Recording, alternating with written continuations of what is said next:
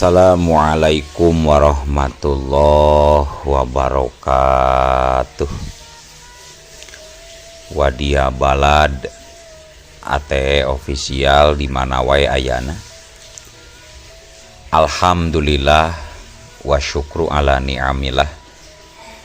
Kalayan diwuwuh ku qabul anu maha agung, dibarengan ku pangijabah anu maha kawasa. Diiring ku kadeudeuh kanyaah Gusti anu maha suci. Urang ayeuna dugi kadanget ayeuna masih keneh tiasa ditepang dangukeun deui dina acara anu matuh kamemet urang sadayana. Nyatana dina pagelaran dongeng Sunda jejer carita kasarad ka alam jin. Ayeuna bagian anu ka 24 nanya pamiarsa. Ieu dongeng mangrupikeun buah karyana Kang Ian Aditya ti Palihan Rancah Ciamis. Kangge Kang Ian ngahaturkeun rewunuhun laksaketi kabingahan rehna parantos ngintunkeun naskah sakaligus ngawidian mamang kangge medar ieu dongeng dina channel ATE official ieu. Atuh sumangga kanu teu acan subscribe kantun subscribe heula. Ngarah langkung pogot sareng langkung sumanget deui ka si mamangna dina enggoning medar ieu dongengna. Nging hilap di like di komennya nu saseueur-seueurna. Lainna naon mamang masuk bingah gitunya. Upami maosan komentar-komentar ti para wargi sadayana teh. Kalintang bingahna deui upami mah link video mamang ieu dipangeserkeun atanapi dipangbagikeun. Atuh ngarah teu nyangkolong tingkana waktos sumangga. Ayeuna mah urang lajengkeun deui dongeng kasarad ka alam jin bagian anu ka 24 na. Kumaha salajengna sor cikopina betot simbutna pagan heula tali kolorna bisi morosot merezel morozol uzel-uzelan di tengah jalan tumpak dung tes.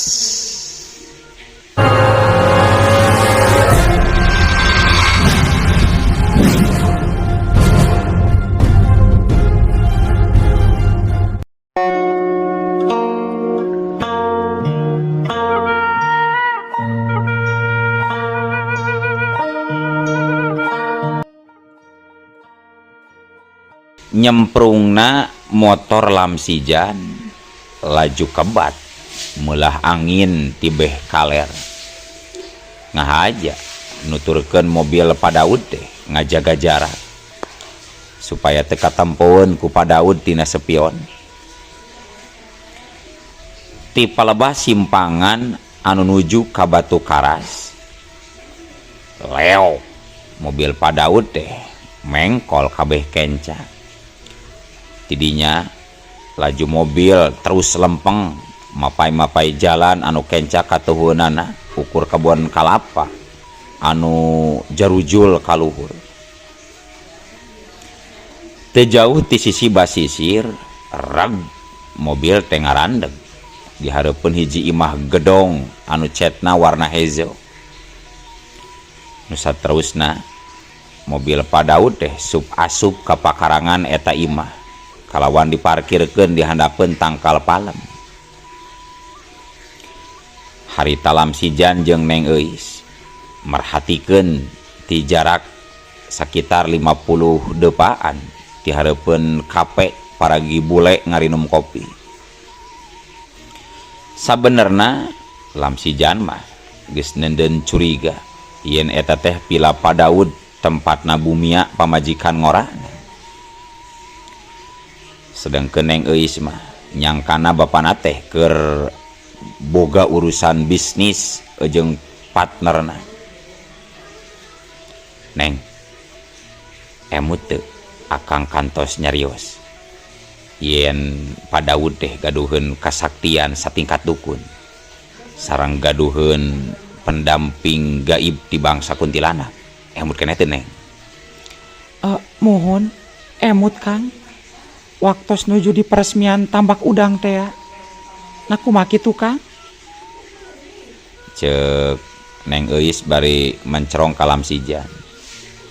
Samemeh ngajawab, Lamsijan ngatur napasna heula sangkan kaatur. Hatena karasa berat lamun kudu nyaritakeun nu sabenerna ka Neng Euis. Tapi dalah dikumaha lantaran ieu waktuna supaya Padaud bisa berbalik pikir. Kadenge Lamsijan cumarita semu berat. Neng, hampura akangnya. Sabab dina danget ieu akang teh bakal ngabongkar hiji Rusia Padaud. Rusia? Memangna akang nyimpen Rusia naon kitu ngeunaan pun Bapak? Enggal carioskeun Kang, abdi jadi penasaran. Cek Neng Euis semu tegang. Satuluyna Lamsijan nyarita najan nyaho resiko nu ditimbulkeunana pasti rumah tangga Padaud bakalan goncang. Neng, saleresna Padaud teh gaduheun deui istri anu anom. Tah eta pila teh minangka pila istri anomna anu disebat ku akang pendamping ti bangsa kuntilanak teh.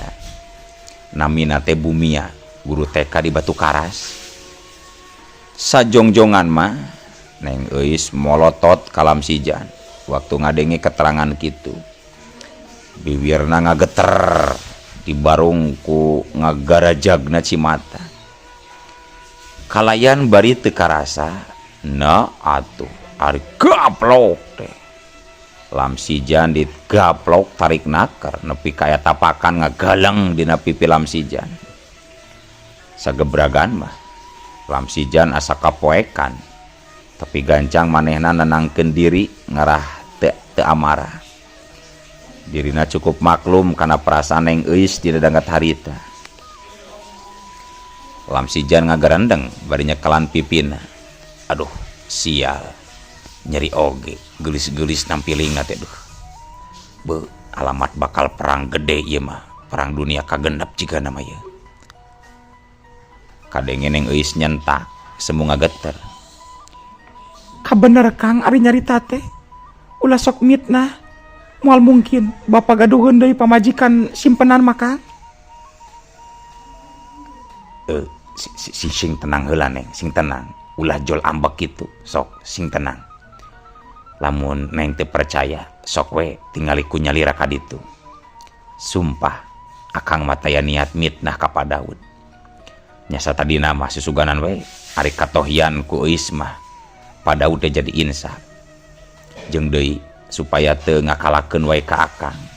Akang geus capek.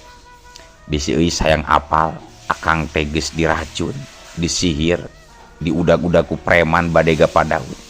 Jeung sajabana deui ku Padaud teh dikakalakeun jeung diala-alapati.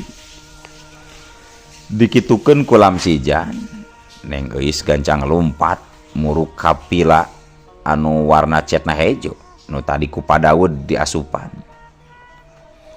Sedengkeun Lamsijan gancang nuturkeun lantaran ngerasa melang bisi Neng Euis diamuk ku bapana. Nalika Neng Euis nepi ka pila, bener pisan. Didinya datang ka hadepeun pantot teh, Neng Euis terus gegedor. Kalayan tekung silila Padaud kaluar dina kayan make kolor jeung kaos singlet bungkul dituturkeun ku Bumia satu kangenan. Euis, cek Padaud bari gentak mundur saking ku kagetna. Matana ngadadak beureum, awakna ngaleper. Oh, jantan di dieu nya tempat bisnis Bapak salila ieu teh. Bapak tega ka Euis jeung ka Mama. Dasar Bapak biadab. Cek Neng Euis bari ceurik sajadina. Sabot keur kitu torojol, Lamsijan gancang nyampeurkeun pikeun nenangkeun panasna kayaan. Neng, ayeuna mah langkung sae wi heula we supaya rada tenang keun wae tuang rama mah tinggalkeun heula. Najan barijeng perasaan anu ancur lebur, Neng Euis akhirna nurut kana omongan Lamsijan.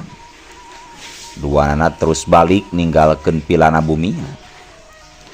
Sedangkan Pak Daud kayana jiga patung masih ngajanteng nangtung can bisa ngomong nanaon matana burahay beureum. Para wargi sadayana teu kacaturkeun kumaha lila di jalanna. Harita Lamsijan jeung Neng Euis geus narepi ka Cijulang ka imahna Pak Daud. Atuh datang-datang teh Neng Euis langsung ngagabrug ngarontok ka burita. Sebab salianti rasa sono dumeh meh ampir aya kana sabulana tekung sifat tepung dirina ngarasa karunya. Kanu jadi indungna alatan tetela gening bapana geus midua nyerong. Hate katut perasaanana pasti moal jauh beda jeung nu kaalaman ku manehna harita lamun seug mumia nyahueun. Punten lamun seug burita nyahueun.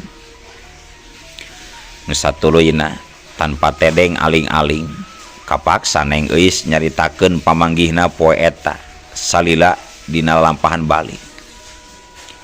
Sedangkeun pikeun burita tangtuna kajabat ti remukna hate pacampur jeung rasa sedih. Aya amarah anu lain memeueusan.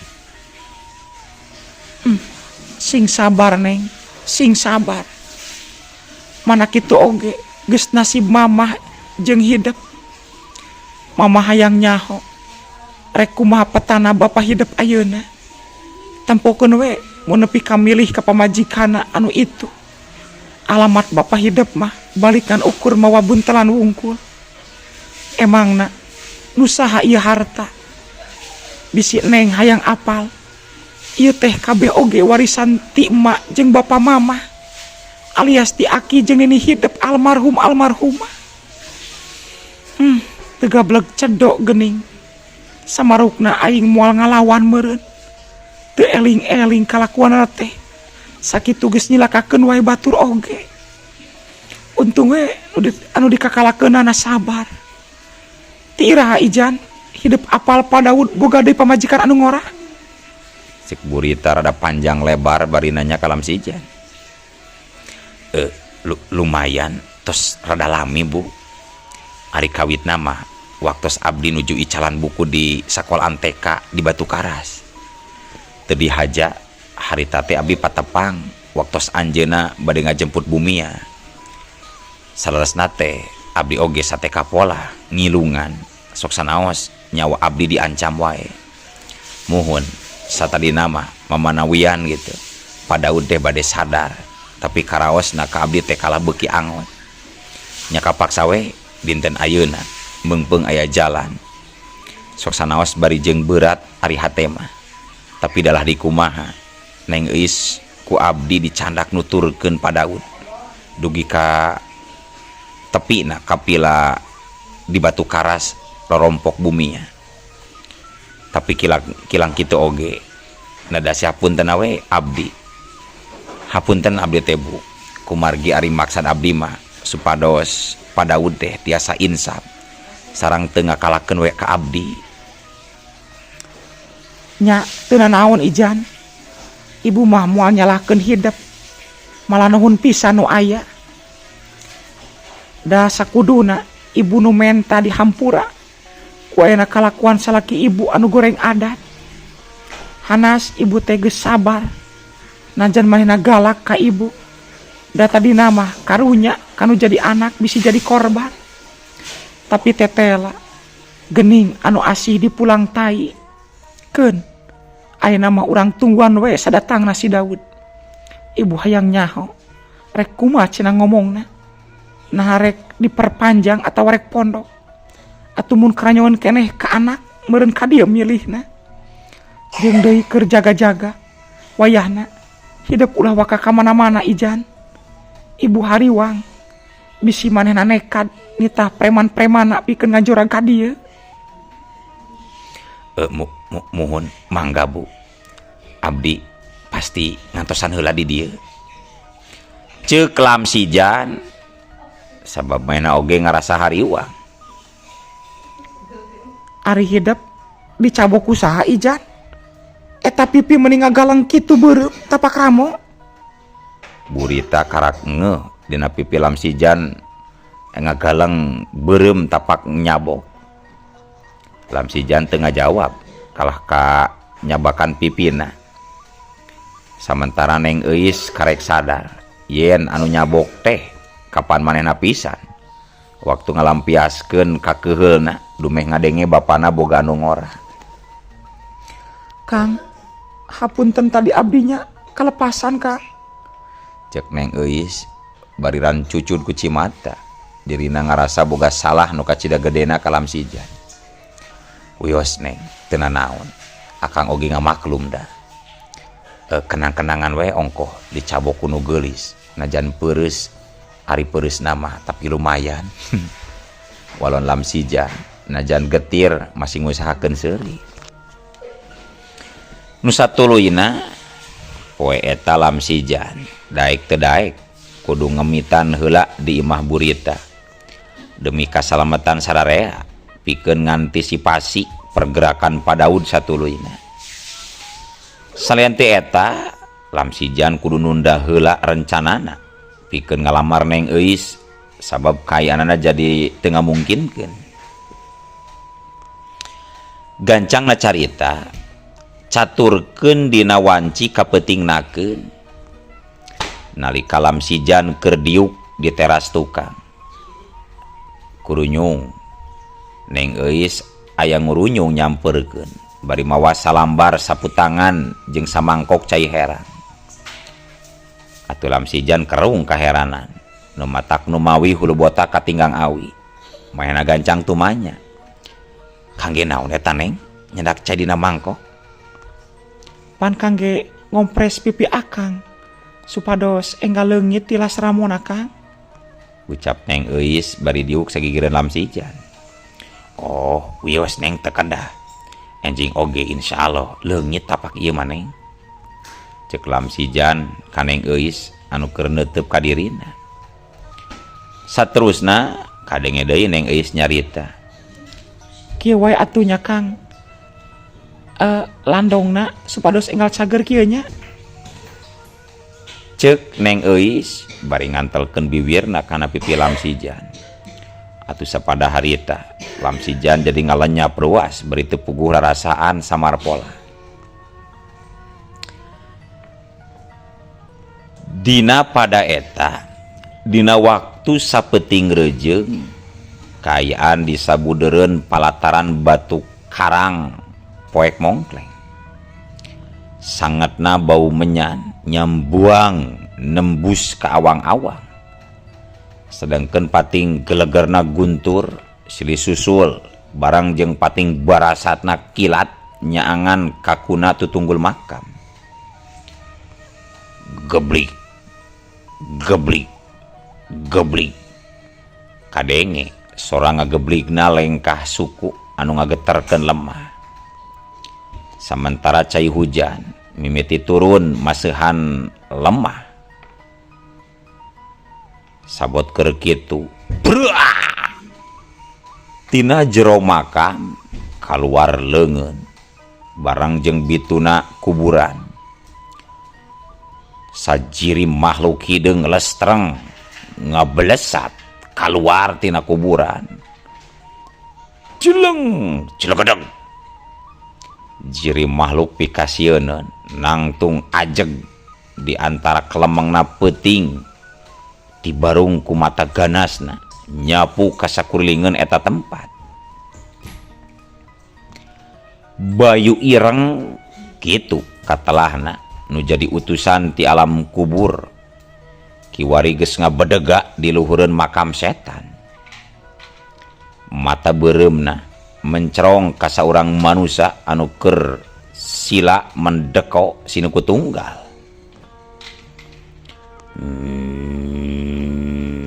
Hei Banuza nazaha ngeren ilainga sentak si Bayu Ireng tarik naker. Ngaran kuring Daud bin Daid ngahaja ngangkir pangersa demi hiji tujuan Sun. Oh baru kanan Daud ngerendenya urang mana ngilaing jeung aya ngamerluan naon make kumawani ngahudangkeun tina zare kaula Daud. Sim kuring kawit mati cijulang Sun. Ari kaperluan nama bade nyuhunkeun bantosan ieu teh kangge nyilakakeun saurang manusia. Rek dicilakakeun kumaha eta manusia teh maksudna Daud? Rek dipongdaran atau rek dijadikeun wadal? Nya dipayahan mangga atawa dianggo wadal oge teu sawios-wios. Anu penting mah leungit we eta manusia teh di alam dunia ieu Sun. Hade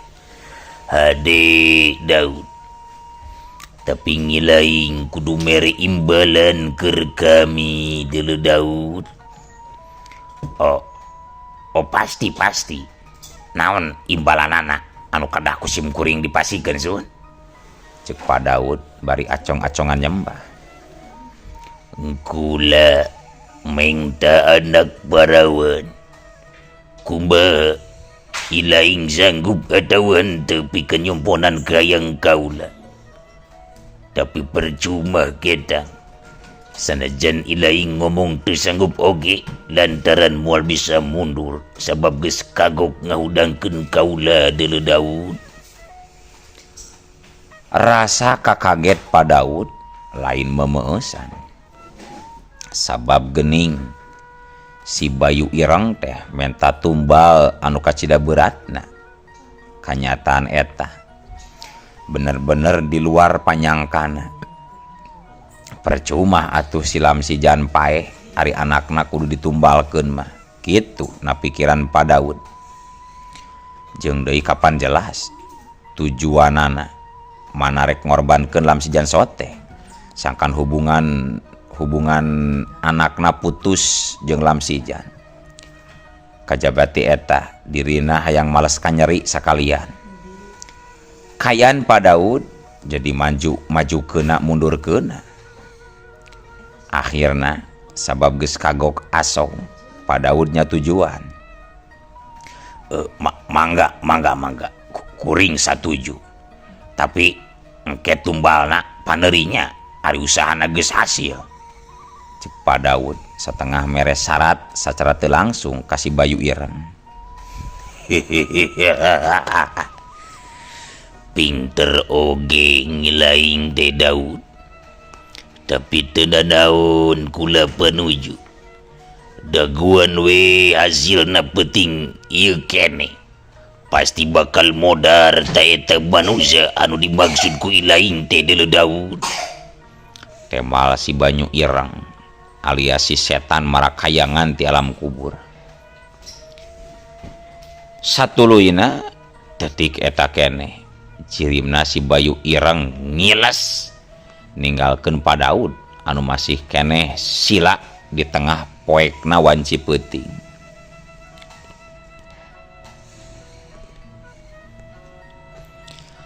Ngilesna si Bayu Ireng ti hareupeun Pa Daud tengah jadikeun manehna ingkah tina silana. Bujurna karasana nempel pageuh kana teasna batu karang. Awakna karasa kaku waktu katabaku ngegelebugna angin laut. Kitu karasana ku Pa Daud waktu harita. Dina danggat eta hirupna teu loba pilieun sababungan sorangan menang panggeuing teh lain kalah kasadar. Tapi sabalikna kalah ka ngalajur nafsu ngumbar amarah. Padahal jelas ngaranna ngagugu nafsu mah sok kaduhung dina akhirna. Antukna bisa nyelakakeun ka diri sorangan-sorangan keneh. Kitu jiga nu kaalaman ku Pa Daud ayeuna. Padahal mas samemeh ngalakukeun kalakuan kitu teh matak naon mun di pikiran heula pibalukareunana. Kajaba ti eta naon salahna lamun serah bongkokan ka burita menta dihampura kana sagarupa kasalahan anu geus dilakukeun ku manehna salila ieu. Tangtuna kajadianna pasti bakal leuwih beres rewes tuntas paragat. Sabab manehna tadi beurang kapiran ku nafsu. Sabalikna ti bumia manehna neneangan hiji dukun. Tuluy eta dukun nuduhkeun lamun hayang mereskeun masalahna datang cenah ka kuburan Bayu Ireng. Tuluy manehna datang ka eta kuburan Bayu Ireng laju ngahudangkeun si Bayu Ireng. Kitu asal usul nama. Padaud geus ngalajur nafsu. Tapi nya kitu dasar Padaud. Kulantaran otakna geus kalimpudan hawa nafsu. Jadina teu bisa mikir panjang. Malah leuwih ti gebrus kana dunya anu leuwih hideung. Napas Padaud katempo ngarenghap berat. Sabab ayeuna mah eueuh gunana salianti ngagejeburkeun pisan maneh lantaran kapalang base.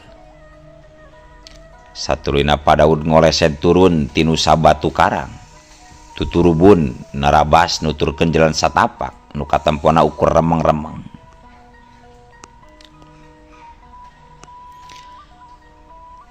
Sedengkeun di sejen tempat nyatana di Cijulang di imahna burita. Hawa peuting ngadadak asa beda karasana. Nu tadina ayem tentrem kiwari jadi hareeng. Komo nalika lamsijan ngadenge sora anu ngabarakatak seuri persis sada pipireun imahna pisan. Kayanana betambah pikakeungeun wae.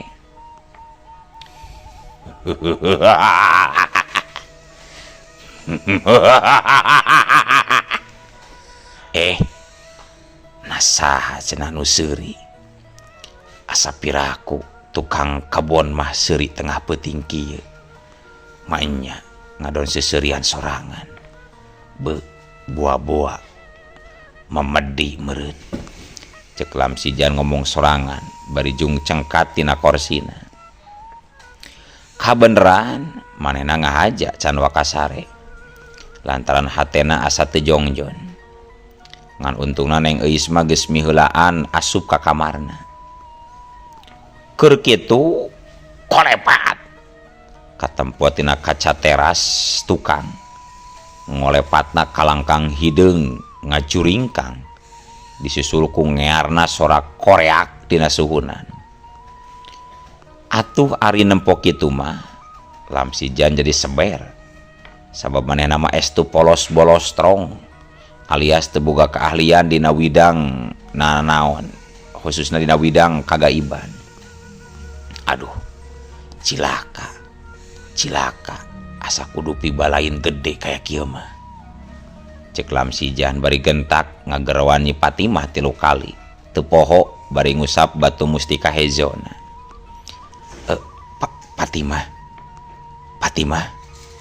Patimah wush teu lila di arah luar ngabelesat kalangkang hideung nembus kaca. Gerakanna kaceda cepetna banding kilat laju nyamber lamsijan kalayang. Harita lamsijan dibawa ngalayang keluar. Hebatna saking kusaktina si kalangkang hideung teh nu teh lian si Bayu Ireng alias si setan marakayangan ti alam kubur. Mawa lamsijan molos ngaliwatan angin-angin. Ku ayana hal eta tangtuna teu nimbulkeun kageruhan.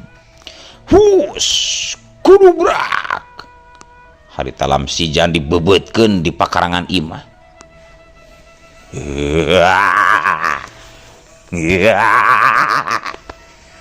Hudang zia hudah ari sugan heueuh ilaing teh jalma zakti.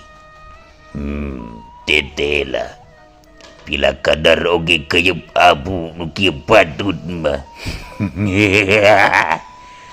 Make jeung kudu ngahudangkeun aing di sagarupa si Daud. Ceuk si Bayu Ireng bari ngacegak sombong naker. Lamsijan ngarasa cangkengna sapotong sabab tadi dibebeutkeun. Matana burem kitu deui sirahna asa jadi lieur 7 kuriling. Bari nahan kanyeri harita Lamsijan tumanya. Kisanak keheula. Kundaun mangke keheula. Ulah ayeuna. Kundaun ulah ayeuna. Waktosna seep jurig. Eueuh. Waktosna kabujeng seep wadia balad ATE official. Keun atunya. Ieu dongeng teh urang cekapkeun heula we dugi ka dieu. Insyaallah enjing pageto baris dilajengkeun deui. Atuh ku kitu ku kieuna. Mamang saja amit mungkur amit mundur ti payuneun para wargi sadayana. Hayu ah. Assalamualaikum warahmatullahi wabarakatuh.